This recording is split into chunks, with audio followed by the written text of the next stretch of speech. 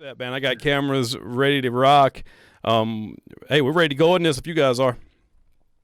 I'm ready. Ready to rock. All right. Hey, what's up, everybody? This is Mike Bird. I'm joined by Mr. ACL Pro Rob Chismark from Middleburg, Florida. And I am Mike Bird, again, in case you missed it the first time I said it, from Raleigh, North Carolina. Hey, Rob, today we got Mr. ACL, the man behind the mic on ESPN, Mr. Trey Ryder in the house. Trey, how's it going tonight, brother? How you doing? I'm doing well. Thanks for having me, guys. Appreciate it. Oh, always, man. Glad you could be on the show, man.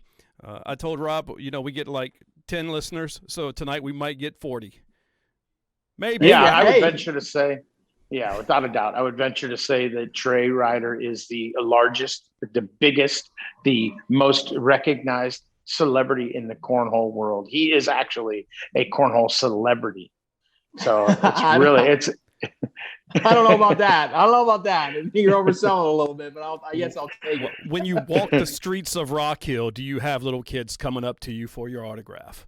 Are they bringing cornhole bags to you and saying, Mr. Ryder, can you sign my bag? No, but I will say there was this funny story that happened this week in the headquarters. So I'm on a call in my office, and all of a sudden I see our secretary, Judy. She walks in front of my office, and she gives me the sign, are you on a call? And I nodded my head, and she kind of looked like sad or whatever.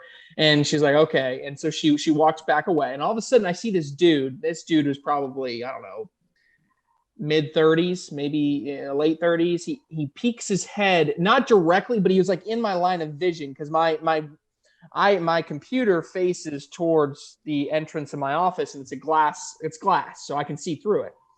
And so I see this guy like look at me, and then he goes away. And then he looks at me again, he peeks his head back in, and he goes away. And I'm like, what is this dude doing? And so finally he does it one more time, and he waves at me.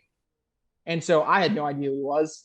I waved back at him, right? And he went crazy. He's like, oh, and he moved away. That's the guy. And so I'm like, I didn't think anything of it, right? And all of a sudden, when I get off my call, I look at our internal instant messenger within the office, and Stacy had put in there, it looks like we need to install better security here at the HQ. Some guy came into the headquarters and walked up to Judy and was walking around going, does Trey Ryder work here? Like, does he? And I had no idea who he was. And so there was this running joke. And apparently him and his girlfriend had flown in from New York, and they were in the facility for something else and happened to see the ACL HQ, and they knew all about us. They didn't play cornhole. They were fans in general. They'd never played in a tournament, but they had been watching us on TV apparently. And so that when they saw us, they're like, oh my God, I got to go check it out. And so that was, so no, I'm not really a celebrity, but I thought that was a pretty cool story and something that was kind of like weird to happen. And I think it's just a testament to the growth, I guess, as we get bigger and bigger. Well, humility is awesome, I think. Yeah, you've quickly become the Joe Tessitore of the cornhole world, or should I say the John Madden, because I did hear you were doing voiceovers for a video game.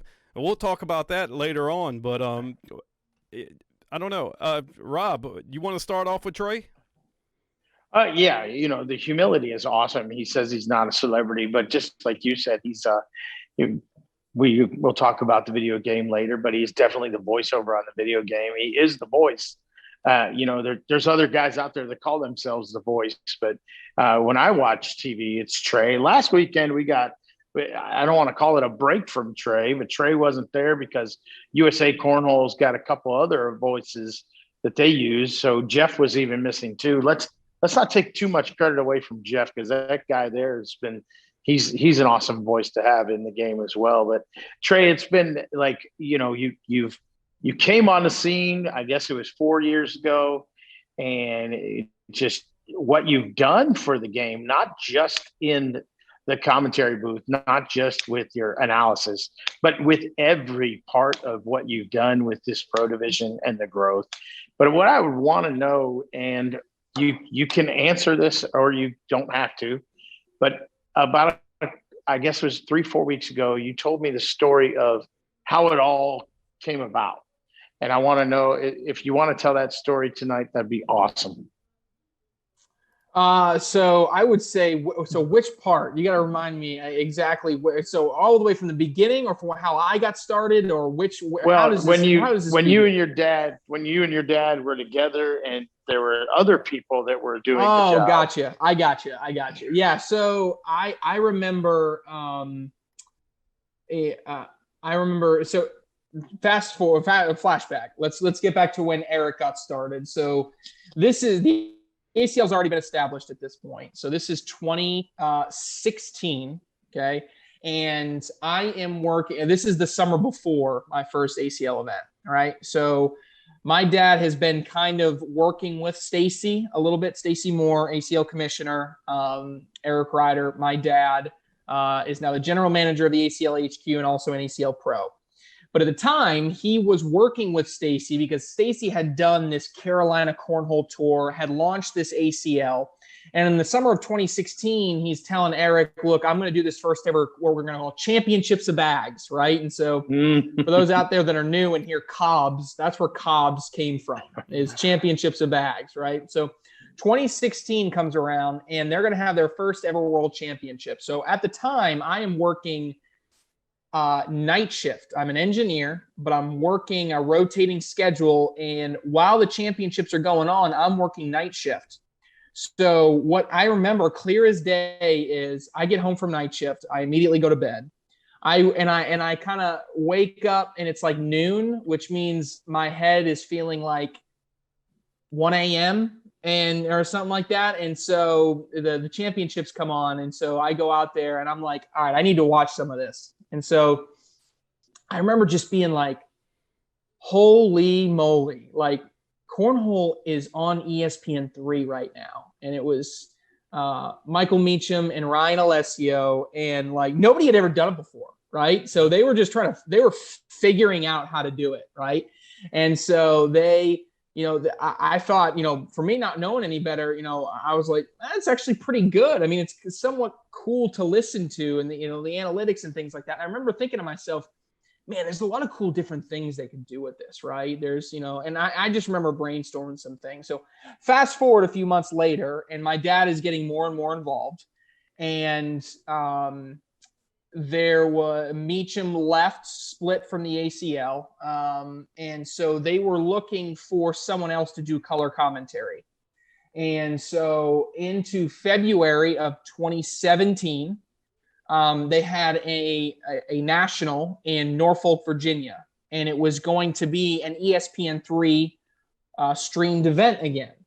And so my dad was a really good player at the time, and he was like, you really need to go to an event. I hadn't been to an event yet. So I go up with him to Norfolk. We go in, we play in the event, and I think he came in second, or third.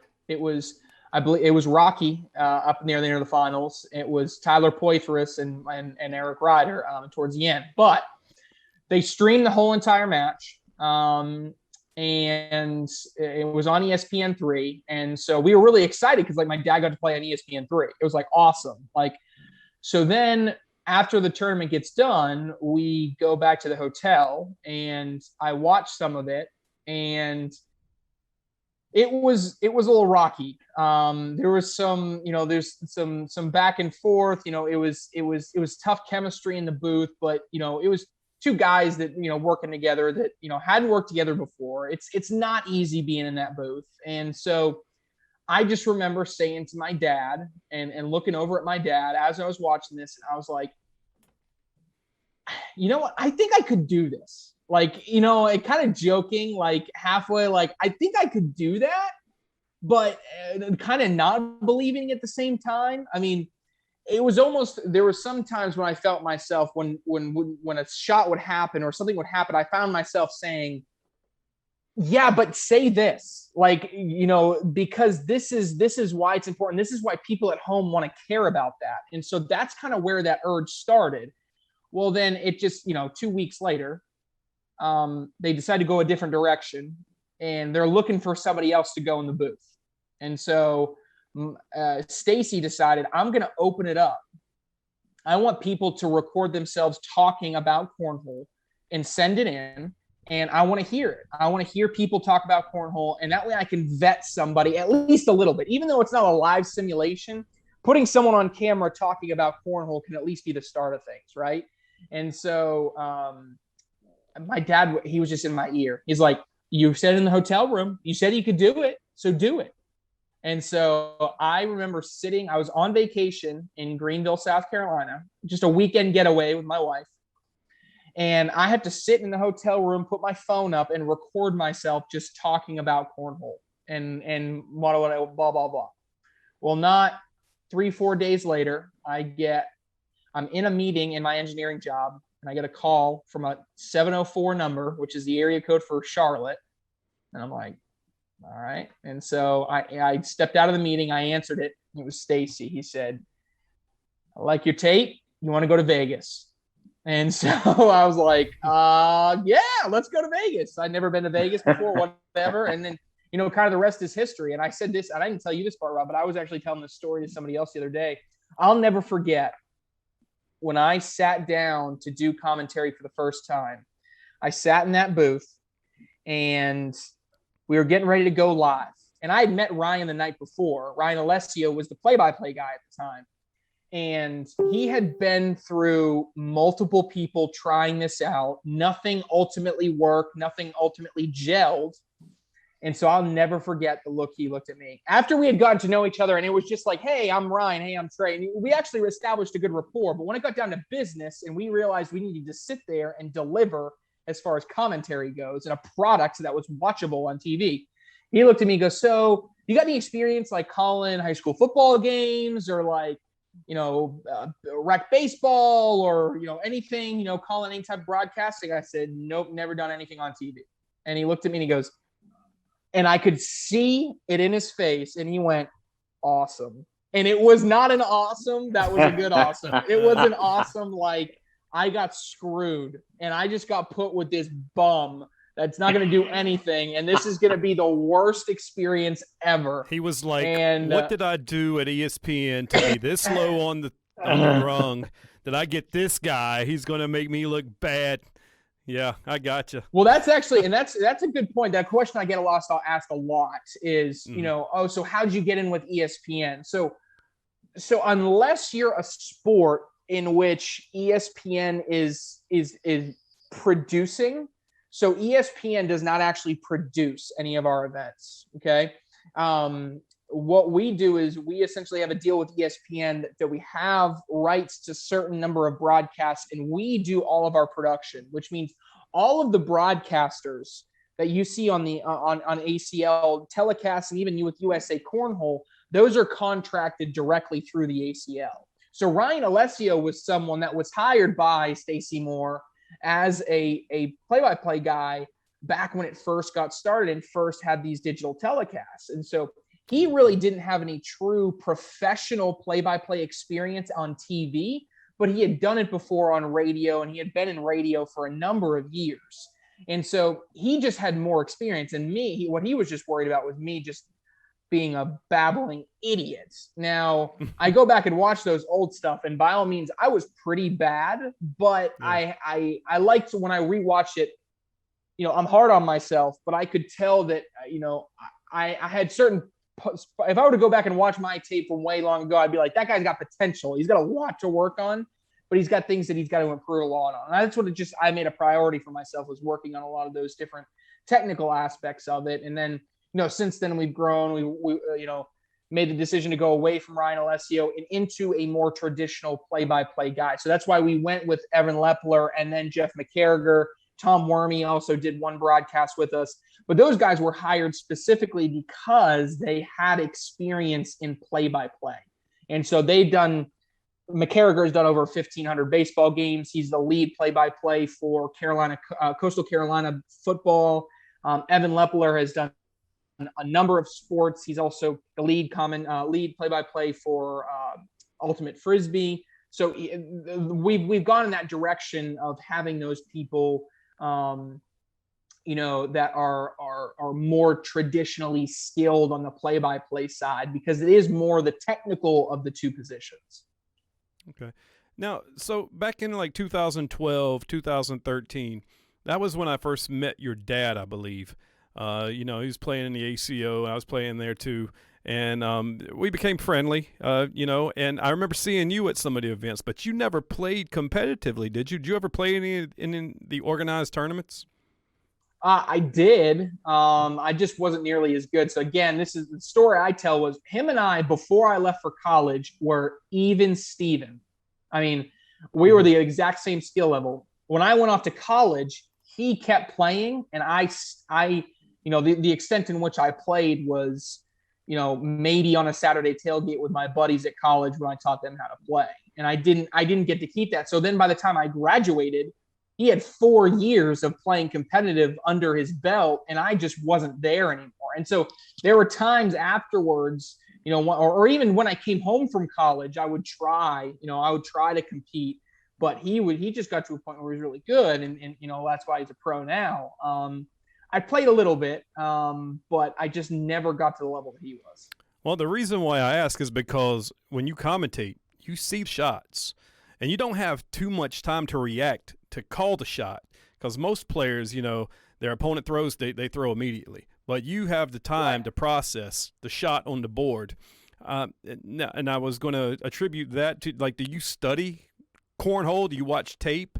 Do you see different situations on the boards, or do you just attribute your ability to see the shots, the physics of the bag when it hits the board, how it's going to bounce off another bag? Is that just from like your experience of playing? Or it's a little bit of a couple different things. This is the best way I explain it to people. One of the biggest things I practiced was my speed of delivery. And what I mean of that and what I focused on was, okay, let's say the situation is each player, let's say the game is 18-18, and each player has 3 bags in the hole with 1 bag left, okay?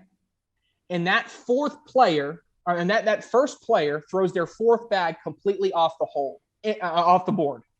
Immediately, everybody that is a cornhole player in the entire world knows the situation, right? They know the situation is this player now puts the bag in, they win, right? So you don't have you even Mike Bird, you Rob Chismark, you guys don't think about that, right? You just know it because you've been in the game so long. I'm the same way. I've been in the game so long. I know that. My job is not to know it. What I've had to practice and get better at is being able to quickly deliver that information in a way that makes sense to the average viewer at home that doesn't understand it. And so what I practice and what I try to perfect on the technical side of things is exactly that, because I don't need to. You'd be surprised when you really think about it, how much you just see and you don't think. There are a million situations in which you see something happening. You know what the right call is. You know what the shot is. I may say it and you may say, wow, you read my mind. I didn't really read your mind. I just said what you were thinking and what every other general cornhole player would be thinking. It's nothing special. The key is, and the aspect of it that a lot of people want to have, especially aspiring broadcasters have to learn, is how do I deliver that information in a quick, concise, and clear manner, right? Because I only have so much time. Now, other things, you work on other things like, trying to step a second back and think about what could possibly be set up. And then once you develop some chemistry with Jeff, right? Jeff may be, doing some play-by-play at the beginning. And there's sometimes I'm kind of ignoring Jeff, right? If he's talking about play-by-play, I'm more trying to get in the mind space of what exactly do I want to say here, that kind of thing. And so that just comes with chemistry and experience and working through those nuances. But it's really not a ton of information that to a competitive cornhole player is new. What is new is just, and what is the harder part is just trying to find ways to deliver that information in a clear and quick manner. Yeah, you're trying to sell it to the people sitting at the bar watching it that really don't play. Yeah. Right. I mean, I put it this way. One thing that improves my street cred with those people, let's say you put a bag right in front of the hole, okay? or no, let's say this. Let's say you have two bags that are split and there's a lane right in the middle of it. You and I know good and damn well, all they have to do is slide the bag right in between them, right? Mm-hmm. But if I take my telestrator and I draw a fancy yellow line that goes right up the middle of the board, John Madden. You know, all of a sudden to the viewer at home, it was like, whoa, that dude just predicted the future. And it's like, not really. I just said what every other cornhole player is naturally talking about. It's the same thing when Kirk Herbstreit starts talking about cover 2 and cover 4. To someone that has played football for 20 years, saying this is a cover 2 defense is like, yeah, no shit, Sherlock. Like that's what a cover 2 defense looks like. But to the average viewer at home, they're like, oh, so cover 2, there's only 2 deep safeties and everybody's got one person that they got to cover man to man. Oh, that makes sense. That's why. Oh, Kirk is so smart. How did this guy learn all this stuff? That's the difference. It's just breaking it down to because the majority of your viewers at home are people that don't know the sport that well. And so if you can just elevate them from an average viewer to now that they can take something from that broadcast and go, oh yeah, hey John, you know, we're at the tailgate next week, you know, I'm going to throw a cut shot. How's that sound? You know, and now they're all joking because they know what a cut shot is, right? So it's little things like that just kind of elevate it to the next level. Well, yeah, that's good stuff right there, without a doubt. Yeah, just giving it to the average player. And you've actually named a lot of shots, haven't you? I mean, I've heard like shallow blocks, deep blocks, a V block. I'm hearing all this terminology now coming out of the cornhole world since it became on ESPN, you know, and NBC and CBS. Not just ESPN. You guys are on CBS, NBC, taking over the broadcasting world. Yeah, I'll never forget. Rob told me this. He said, Rob said, you are writing the cornhole gospel. Whatever you say on TV is what people are going to call it. Yeah. Right. So there have been some times when I've gone out to seek, suggestions from the cornhole community. The and one shot was named because I asked people on social media what they thought the best name should be. And I think the consensus and a lot of people liked and one. So that's why we called it the and one. And that's why people call it an and one. Now, what's the and one? So an and one shot is when a bag is on the back of the hole and your opponent's bag is on the back of the hole and you throw an airmail to knock your opponent's bag off and go in at the same time. So that's an and one. Famous Damon Dennis shot from a couple of years ago. Yeah, Damon Dennis made it. You want me to knock that off? Yeah. We got to do something. Yeah, got to do something, says Philip Hayden. So, yeah, that's what, the bully bag. Bully bag was another one of those I sought help from. I think the guys out of Texas helped me with that one. The bully bag, pushing a bag out of the way as it slides up the board, keep your opponent from being able to push their bag in. Then, the flop and the roll shot, I kind of had to just adapt from what people were calling it already. So that was another one. I got a word for the flop shot. Yeah, you do, but don't tell them. The bullshit shot. I'm not a fan of the I've flop actually shot, been practicing. I've been practicing it. Shoot. I can throw it once every 10 throws. So are you still using those 2.0s? No, I'm not. I've been throwing a lot of the BG Wizards recently. Okay. So, well, that'll get you that roll shot. Quick. Yeah. But yeah, no, it's but yeah, the naming is interesting. I mean, sometimes it's asking, sometimes it's like, I was proud of myself. I came up with the V block myself. I was doing an episode of the Film Room when I used to do that way back when I would deep analyze different matches. And I remember watching a round in which someone kept putting up a block, and every time they would go through, it was a flat block, what we call it now. And every time it would get deflected, it was in this V formation. I was like, man, I don't know if anybody's actually paid attention to the way that bag is positioned actually has an effect on whether it gets deflected or not. And I remember going, I think I got to talk about that. And I may be completely making this up, but I don't even care. Like, so I was that's like, the gospel. Like a V. Yeah, I looked like a V, so I called it a V block. So, other people call it a diamond block, which is, fine. No difference to me. But yeah, just been cool. That's all. I'm sorry, Mike. No, you go ahead. For me, there's so many other things, because I know that you wear that commentary hat, you wear it well, but there's so many other hats that you've worn over the years for the league, and there's so many other things that we can talk about, things that you've gone into, and I know we're going to be we have a hard out, so we may not get to everything. So I would like to say, maybe we can get you on maybe once a quarter or something, because I think that you're a great guest for everybody, probably our ratings, but for everybody in this country, just to hear these little things that you can tell us, some of these little stories, some of the, you have some of the greatest stories, and there's got to be some vision that you had too when you got that call. You never did tell me that. It's awesome about all that part. But when Stacy brought you in and he talked to you for the first time, or when did you just start seeing the same vision that Stacy Moore had already seen? He had already painted this picture years ago, but maybe didn't know the path, and the path may have changed throughout the time. But when did you start really believing in the same vision that Stacy has? That's a great question, because I don't think I had much vision. So there's a difference between looking here and looking here, right? If that makes any sense whatsoever. So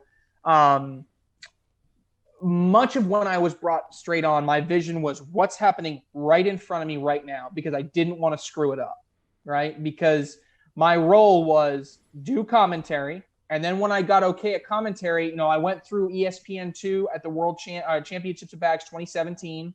That was the year Jordan Langworthy won. We did that. That was a big success. Then in that off season, Stacy was like, I told him, I'm very passionate about it. I'd like, to do some stuff part-time. And so he's like, what do you think of, you want to do some type of role or whatever? And he offered, and I'll never forget, he's like, I got two options for you. And it's amazing when I think about this as well. If I had taken the other option, I don't know if I would be where I am today. And my two options was, you can either help me run the social media for the ACL, which is what I took. Right. Or you can manage all of our directors. Terrible decision. Remember your dad? Your dad took that job. That's what he took. That's what he took. And holy, you wouldn't be. You're right. You wouldn't be where you are today. It's a lot better now. Right. Yeah. Right. It's a lot better now. Crazy. But it's so difficult to do, especially back then when we didn't have the infrastructure that we have now. We don't have the type of software we have now. We weren't a dominating league. And I say that in a specific way. Right now we are who we are, but it's just crazy because we weren't in that position. So if I had taken that, but I was pretty adamant. I was like, no, I'll take the social media. That's a great decision. That was my first baby. And so in late 2017, I started to develop a social media strategy and all that kind of stuff. And we started pushing out things on social media and working together, then. So my very short-term vision just started to peak up before the catastrophe of 2018 Kissimmee, Florida, in which the ACL was about as that's the low point. There's a couple low points. Was that the baseball field event? That was the baseball field. I remember hearing about that. Yeah, okay. Oh my gosh, so many different things went wrong there, and I'll never forget. So much went wrong. So this is the first instance of understanding Stacy Moore too, because Stacy Moore has so many long-term goals and aspirations, right? What he had to learn, and he did, and he does a fantastic job of it now, is connecting the long-term goals with the short-term abilities, right? And so we went into that event, we actually, so to give one of the things that went wrong, we went into that event, and this was anytime you go to a cornhole tournament now, nobody announces every game over the PA. Nobody. That's like unheard of. It's all ran by software. Yep. It's all ran by software. Set the precedent. But we the set ACL the precedent set the on precedent. that. We did that, and we will take credit for it. We deserve the credit for it. But the problem was about 5 days, 2 days before, the Kissimmee, Florida, and part of the reason it was so bad is we're going through all the logistics, and we're like, okay, we got a PA system set up, and Stacy's like, oh no, Sean's got it in the software, so everybody put their phone numbers in there, and they're going to get text messages when they're up. And I was like, we're all like, what? He's like, yeah, that's how we're going to do it. We don't have a PA system. And I was like, wow. You've got to be kidding me. And so we got into that event. People had their home phone numbers. People didn't have any phone numbers. We didn't have pre-registration. Registration for Friday night went an hour and a half into the tournament start. That tournament on Friday night didn't get done until 2 a.m. And at 1:30 a.m., I'll never forget, Sean drew the paper bracket on a sheet of paper, handed it to Frank Modlin, and said, you guys can finish the tournament. I'm going to bed. Oh, wow. Yeah. I remember that. I remember hearing about that. We get to Saturday, and this is the other thing we did. This was just abysmal. We did it so that if you paid, you got entry into this and the blind draw automatically. So people would pay, they got entered in the blind draw, and then after singles was over, some people left to go eat. So now we got half the field without blind draw partners, and we've already started the tournament. So we got some people walking. Now some people are screaming at us because they wanted their money back. And oh my gosh, I'm telling you. And then to cap it all off, on Sunday, we're at outside broadcast. We get an absolute downpour. And we got a rules debacle. We got Trevor Brooks and Jamie Graham yelling. We got Cody Henderson throwing a bag at my dad's head.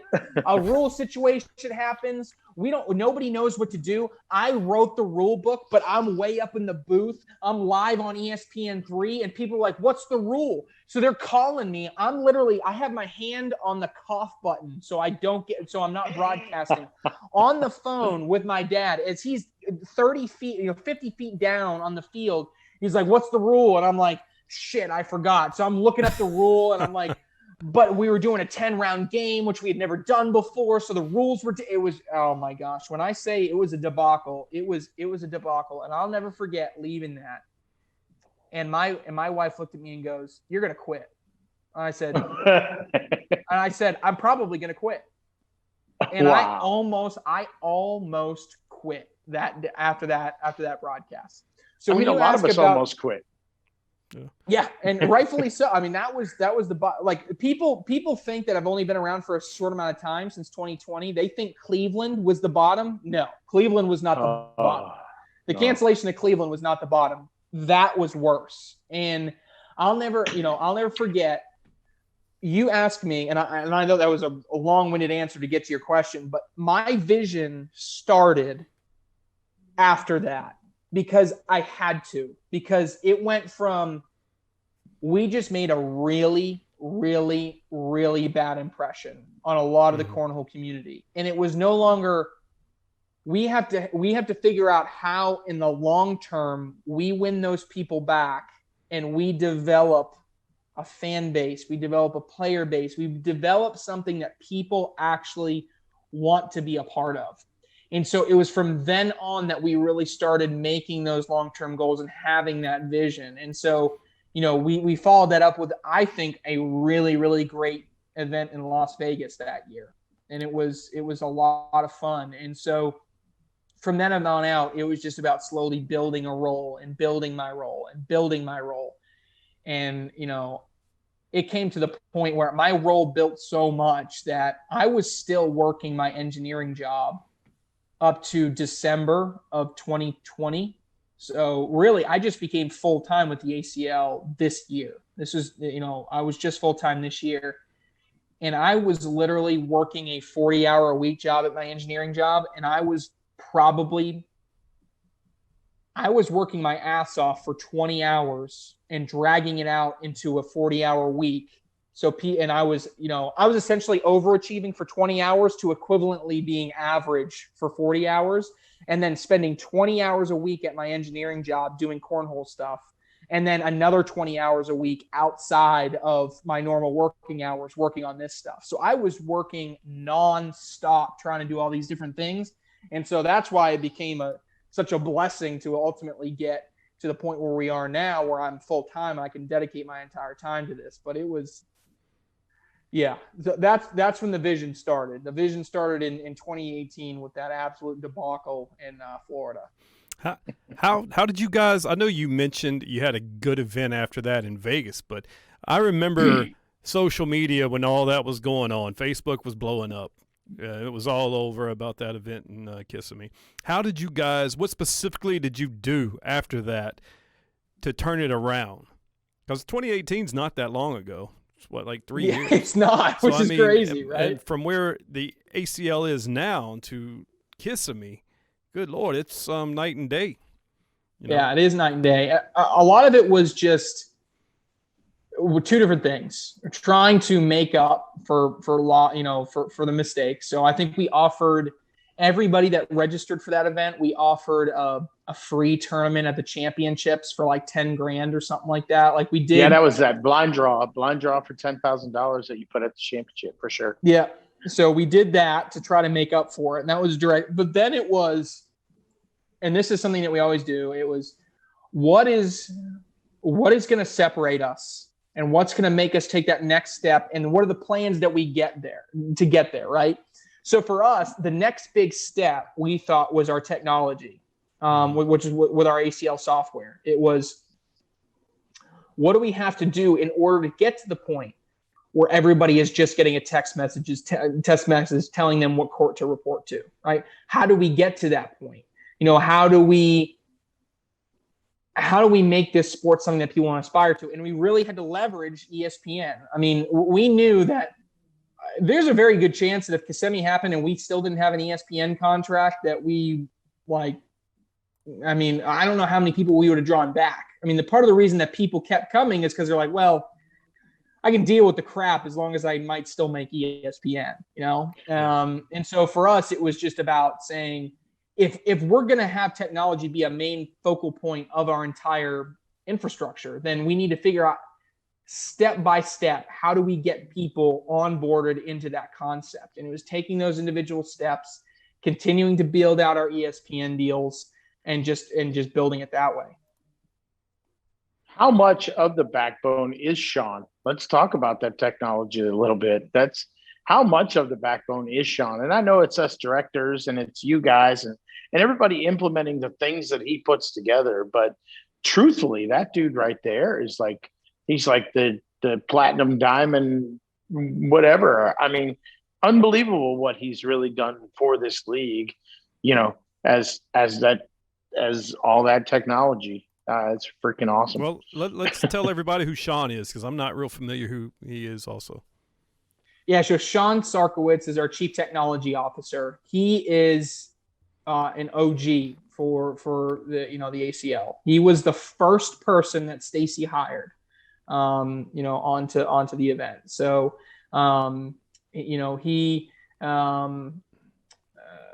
he started because Stacy was looking for some level of technology, and Sean and Madden, who is also a member of the team.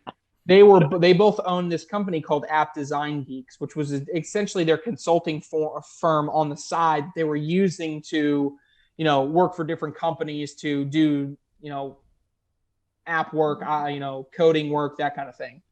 And so it came to a point where Stacy found them because Sean and Madden had developed this tournament bracket app, because they were playing cornhole on a weeknight, and they were like, man, we need to find a way to kind of keep all these, run a bracket and keep score of the leagues and all that kind of thing. So they came up with this app and they developed it. And then Stacy reached out and said, I want you guys to do this for my league. And so they came to an agreement. And so ultimately Sean Sarkowitz is the one that came up with all the infrastructure on the back end for us. So, our entire technology when it comes down to our website, our admin portal, which runs our tournaments, our player app, which is how people register for tournaments. It now has a digital wallet, it has their player profiles, all the rankings, the standings. All of this is built on an infrastructure developed by Sean. And for a long time, it was literally a one-man show.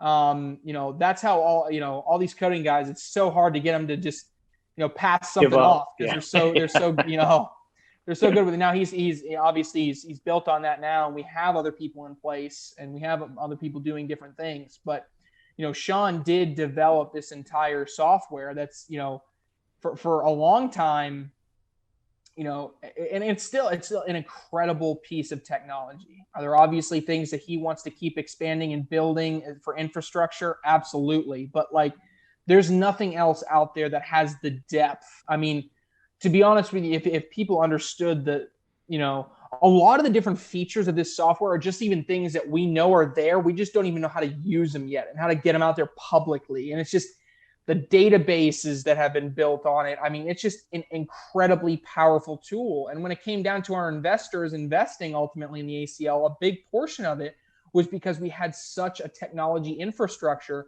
that not only allows us to have real-time statistics and results and everything around our sport, but it makes for a very seamless integration with gambling and sports gaming across the country, which so much revenue and money is just being poured into right now across the sporting world. So yeah, Sean has been an incredible cornerstone. I mean, he is a huge, huge portion of the ACL. And if it weren't for him, I don't know if there would be an ACL. I really don't, because I don't think Stacy would have messed around with the idea of he would have had to have found another, diamond in the rough with Sean. He would have had to have done something, because part of the reason that Stacy got into it was because he wanted that ownership of the technology of it, and wanting to be able to control all of that. And so, ultimately, Sean has just been, I think, besides Stacy, probably the single most important person to the growth of our sport. And it's funny because Mike didn't even know who he was,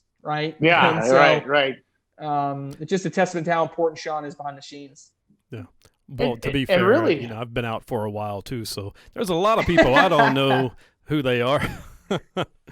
It's just, but that is a testament to the people that are truly behind the scenes all the time. And Sean is one of those guys. I mean, if you went to Cobb's back in the day, you saw him at the table. But most of the time these days, he doesn't even have to go to the table. And what you usually see him doing is running the live score app for TV. That's kind of when he shows up and does things. So it's really cool to see. I've been with the league for quite a long time, but just to watch Sean's growth, but watch the software growth as well. When I talked to him years ago, his vision was this live scoring bag tracker. Every bit of it was and then the automatic, auto assign. Every bit of that was something that he wanted to do, and he really wants to even get it to where it doesn't even have to be tablets, that you can run it from your phone. So Sean has just this unbelievable vision for what this league is and that software. But I appreciate you talking about him. And I don't like taking it away from you, but I appreciate you talking about Sean and giving him that credit, because he's awesome. Yeah, man. He's like I said, I think he's the single most important person to our league, besides Stacy.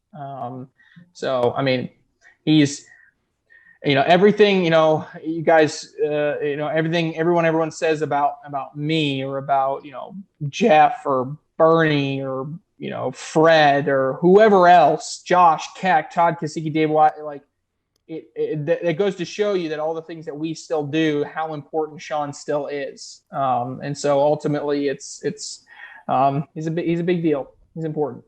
I really like the integration as far as players keeping the score on the iPads or the tablets, and it keeps track of your stats.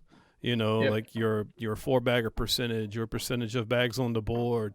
Now, how is airmails a stat? And if so, how is that kept track of?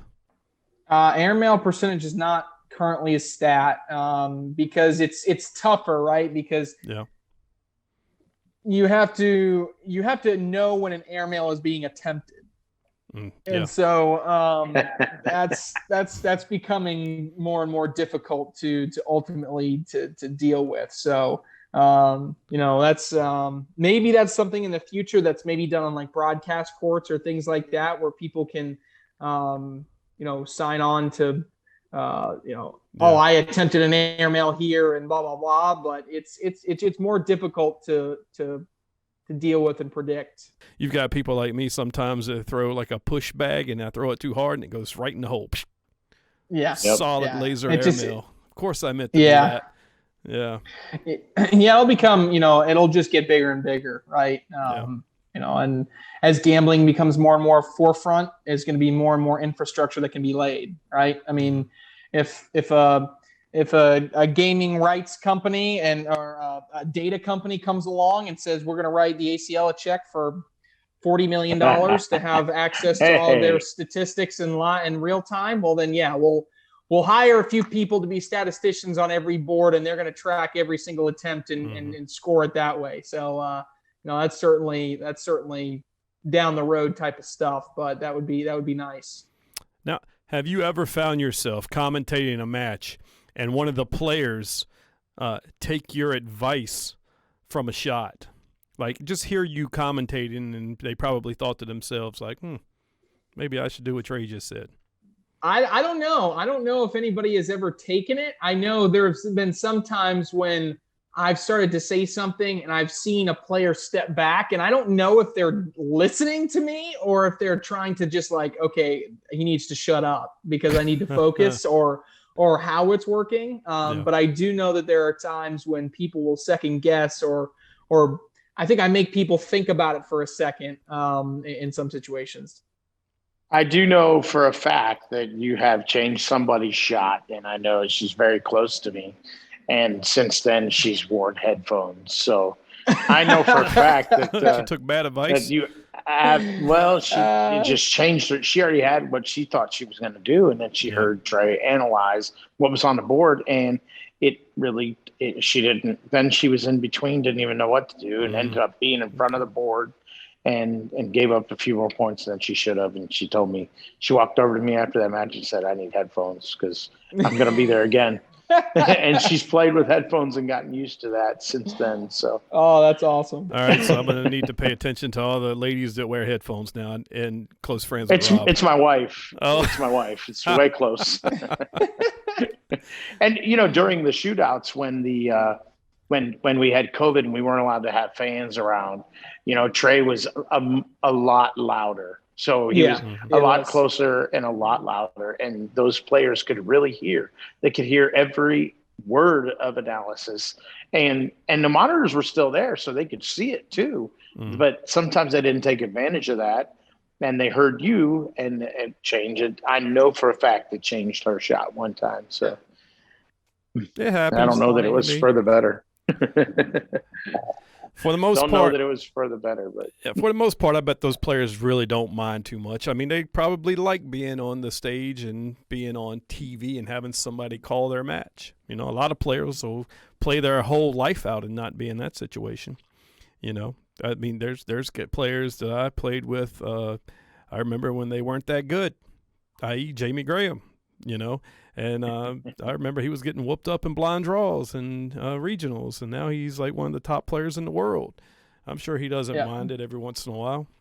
But, I've got a big question for you, Trey. And I think I may have asked you this before in private. And besides your dad, do you have a favorite player?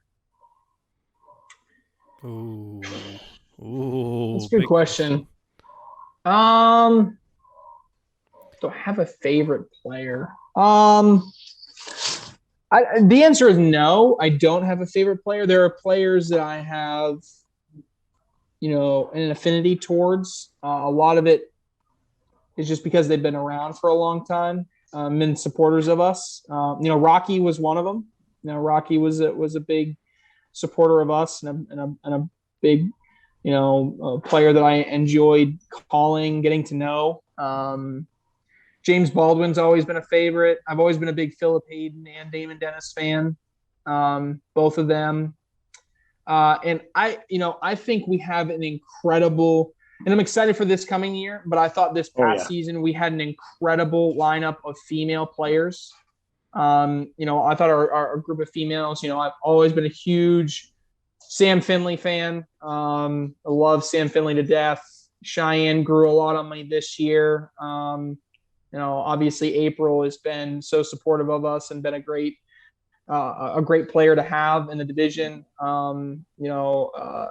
So there are so many great female players that we have. It's tough.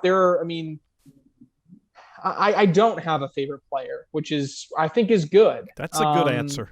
And it's not just to be political, avoid any ripple effects answer. or anything like that. But I think there are people that I enjoy calling, and I have a genuine interest in them being successful. But I don't think I have a rooting interest when I get into a game. Honestly, this is the truth. No matter who it is, if I'm calling a game, I am rooting for a good match more than I am rooting for any person that is playing. And that is the truth. Yeah. I would rather have a close game with someone that I didn't like per se than have someone I do like win in a blowout. But that's the media in me. That's the marketing in me. That's the commentator in me. So, but yeah, no, there's certain people I generally have rooting interest for, but more so just rooting for a good game. Have you ever called a match when your dad's in it? Yes, I have done it. 1, 2, 3. I think I've done it 4 times now. Oh, okay. So first one was in 2017. It was my first ever broadcast. I called him on the top of the link. Him and Danny Blanks came in second place. So that was fun to call. I called him again at the 2018 Pro Invitational on Coney Island. That was fun to call. He played with Jordan Kamba, and they lost to the eventual champions, Eric Anderson and Frank Modlin. So that was cool. Then I called him. I thought there was one more. Then I called him in Rock Hill in 2020 when we had it was during the pandemic when nobody was there. He actually beat Frank Modlin and then lost. So I called that game, and then he played Jamie Graham, which I called that game, but he lost to Jamie Graham. That was the year Jamie Graham was just unbelievable. And then the most recent time I called him was, and this is on a broadcast court. I called him on a streaming court a number of times, but on a broadcast court, the last time was in Asheville. That would be this year in June. He went against Jordan Kamba in a really nail-biter of a game. Jordan ended up getting him, beating him, but it was a good match to call. So I've got him 4, unless I'm missing one. I believe I've gotten him 4 times now. Did you catch yourself kind of cheering for your dad in that match against Kamba? And it's got to be tough. I'm always, in my head I am, but I find myself when this isn't on purpose, but I think when I listen back on it, I think I'm too critical. Or I'm trying to be so unbiased, I guess, that I end up being a little. It's weird. It's different, right? Yeah. So I mean, I'm trying to call it as objectively as I can, and so because of that, I think I end up like complimenting the other player too much, or criticizing his game too much. Oh my God! In some instances, you sound just like Greg Olson. Every time he calls a Panthers game, man, he never gives the Panthers any credit, and I think he's doing exactly that. He doesn't want to be a homebody, so he's going out of his way just to like compliment the other team and talk about their players. I can absolutely see it. I can absolutely. It makes perfect sense. Damn it, Olson! Come on, man, come back, catch some balls. We need help. Well, hey, let's talk about the upcoming ACL season. So last year, Trey Birchfield, he won the World Championship. What do you think? What's new with the ACL this year? I know you guys have like a pro development system. What else is going on with the ACL? What's not going on? So it's a big year for us, a lot of different things. You mentioned the PDC, the Pro Development Cup. It's going to be kind of a developmental division, giving an opportunity for players that were right on the fringe of pro division, pro status, to be able to compete in pro events. So really excited for that, to see how that shakes out. And that kind of gives us a feeder system, a farm system, if you will, that we can develop out in the future. So excited for that and what that looks like. In addition to that, we're launching our 24-hour Cornhole channel. That will have a soft launch of this coming Monday. ACL Cornhole TV going to be available 24 hours a day, 365 days a year, which is going to be awesome. What's the content going to be? Just matches from ESPN or some live stream matches, or? So it's a variety. He's going to offer us a contract tonight. That's what I think is his next move. So a bulk of it will be archive content from past ESPN broadcasts, things like that. But then also we're going to have original or live programming 7 days a week. So it's a couple of the different shows that we're developing around the ACL, Borderline podcast, Girls Throw 2. Those are going to be weekly features. We'll have an ACL Live, which is going to be a live weekly segment. It could be gambling focused. It could be preview focused. It could be ACL match play. It could be a variety of different things. And then in addition, we'll have, on weekends that we have events, we'll be live streaming throughout the entire weekend. So open events, national events, shootout, collegiate, you name it. So just excited to see what that ultimately comes to. And then, the last kind of big thing I would say is the introduction of Acl Teams. So Acl Teams, will be a new format that we're going to be introducing into our pro division, supplementing the existing tournament infrastructure that we have in place. But it's kind of, in a way, trying to establish a NASCAR model. We'll have 16 players from this past season draft teams of 16. So 16 teams of 16 makes up 256, which is our pro division.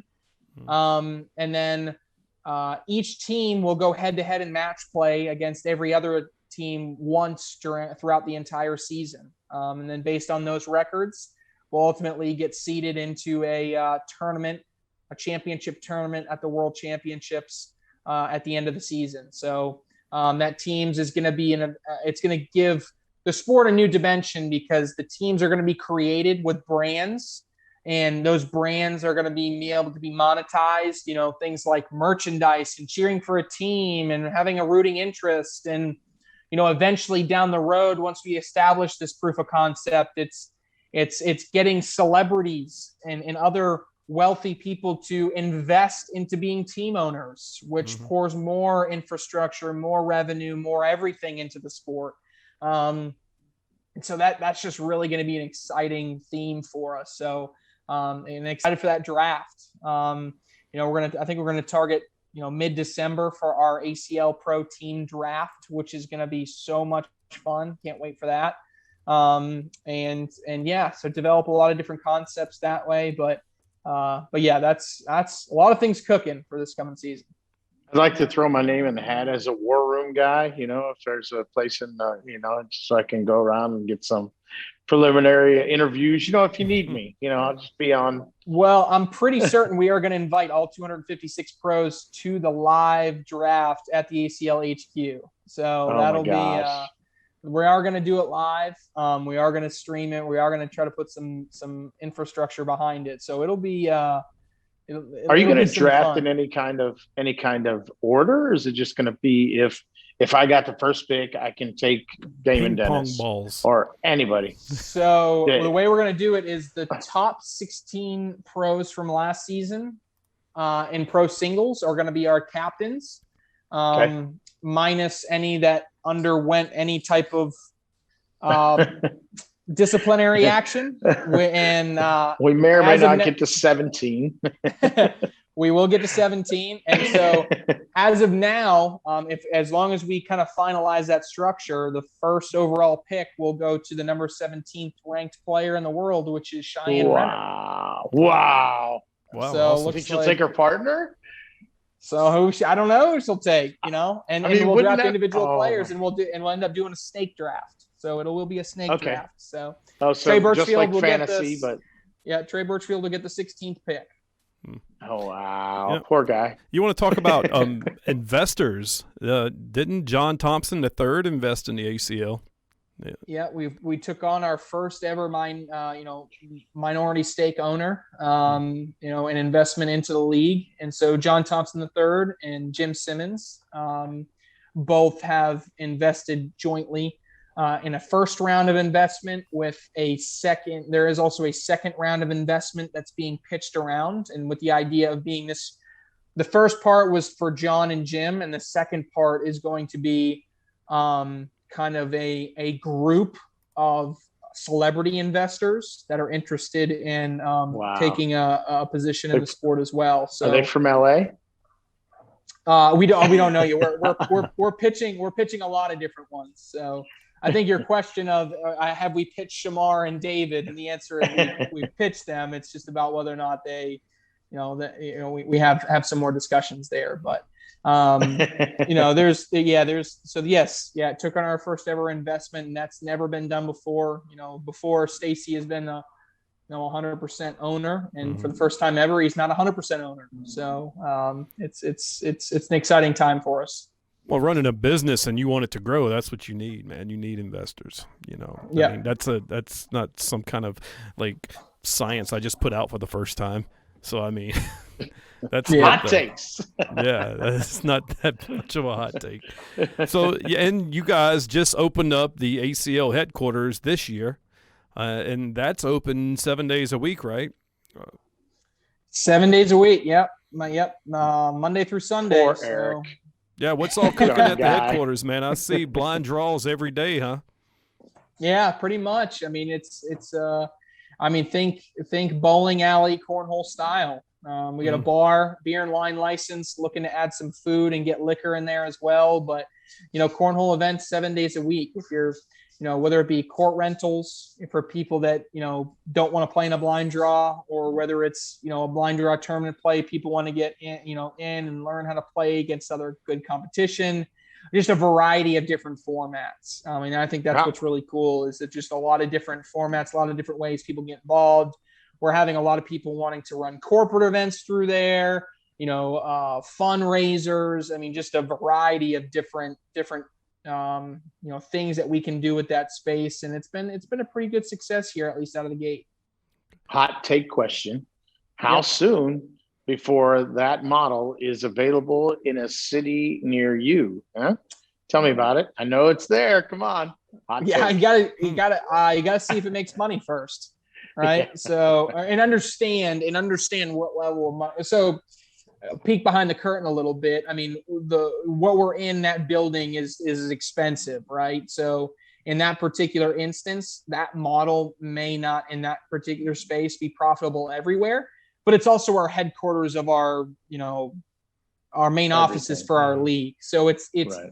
For really what we need to do is we need 6 months or so, at least at a minimum, to understand what the income is, what the revenue is, what kind of business model we can put together. And then if it is successful in that regard, then it's what does a licensing model look like? What does a franchise fee look like? What that kind of thing, to be able to put them in other places across the country. So there's certainly times that we want to talk about a franchise model, but we don't want to do it if it's not successful. So we need ACL Jacksonville, Florida is ready. I can tell you that. I got a venue that was an old grocery store. So, and beer and wine license is not that hard. Look at Rob pushing himself. I've talked to Trey about this before. It's something that I've always wanted to do. I want to be able to hold conference size tournaments in a place like that, and then have party rentals as well. And against the back wall, I'm going to have bounce houses for even more party rentals. So yeah, there you go. That's my idea. Well, look, we're only working with maybe like 10 more minutes. Yes, sir. I want to ask Trey this right here, man. You took a picture on Facebook and you talking about you were doing the voiceover for a video game. Is that something you can talk about? Absolutely. Yeah. Let's absolutely. Hear it. EA Sports is in the game? No, not EA Sports. So Be too real then. No. Our developer partner is Farsight Studios. They've been amazing. Lead developer over there is Bobby King. They've been awesome to us. Same people that developed a variety of different games. If you have been a gamer, a sports gamer, they were the last people to develop ESPN 2K5, which was the last time someone other than Madden had exclusive NFL rights. So they did that video game way back when. They also are the developers of the original PBA bowling game, as well as PBA Bowling 2021. And that's kind of where the initial conversations came from, because they were like, hey, PBA bowling, we could develop a cornhole game with kind of similar infrastructure, right? And so they've been just really, really excited to work with us. And it's been, to give you an idea, it was supposed to release in October. It was supposed to release this month, but there's been so much back and forth about trying to make the game as realistic as possible that it's pushed the release date, which is, in my mind, I think is a good thing. I would rather it be as authentic as possible. And they've done a really good job. And it's going to have 32 ACL pros in the game. It's going to have a real life simulation atmosphere to it. They have the original AutoCAD files for the Rock Hill Sports and Event Center. So they have completely recreated that building in the video game, down to the textures on the walls. They'll have, I believe, they'll have, what is that? 4 bags. So they'll have, I think, 8 different manufacturers of bags in the game, with a couple different series, and the speed ratings from our frictions tests and everything will be built into the game. Each player has been rated on different shots: the slide, push, airmail, and roll shot. So you will be able to, it's as realistic as, no Wooten, you're going to be able to roll the bag, but Damon Dennis, you ain't going to be able to roll the bag. So, things like that. Each player has been motion captured, or mo-capped, as they say. And so each player will have a set of celebrations, their throwing motion, everything that you could think you need in a game. Will Adam Hisner still have a beer in his hand? He will have a beer in his hand in the game. They've mapped it exactly how he throws during the game. I'm even told Josh Keck will be our official scorekeeper on the side of the court. So they promised me that. So they got to get Josh in there. So, and then Bernie and I spent 2 full days in a recording studio recording. I recorded over 2,400 lines. Wow. Multiple times. And so, it's weird. And I'm really interested to see how they put it all together. It's things like, Adam Hisner is up by 8. Adam Hisner is up by 8. Adam Hisner up by 8. Oh, wow. Just 5 different ways that I can say Adam Hisner's up by 8 is everything that I need to record. So I think that's going to be a really cool part of it. And, saying funny stuff, and, it's just, is there I get to make fun of people. Someone scores 10 points, I throw a jab like, have you ever played cornhole before, or something like, little jabs that I can do like that. It's just funny. Nobody's going to do that, Trey. I'm not in the game. There's no way someone's going to score 10 on somebody else. Chismark's not in the game. Come on. It. Oh, no. Look, that's my next question. Is there a create-a-player mode so I can make an appearance and finally beat some of these people? So not sure if the launch will have some type of create-a-player mode. It's still kind of TBD on that, exactly what modes will be available. But I do know, at least out of the gate, you'll be able to play as any pro and play against any set of pros. So you'll be able to play singles, you'll be able to play doubles. But yeah, it's going to be, just excited to see kind of how it comes together. I can't wait to play it. What consoles is this coming out on?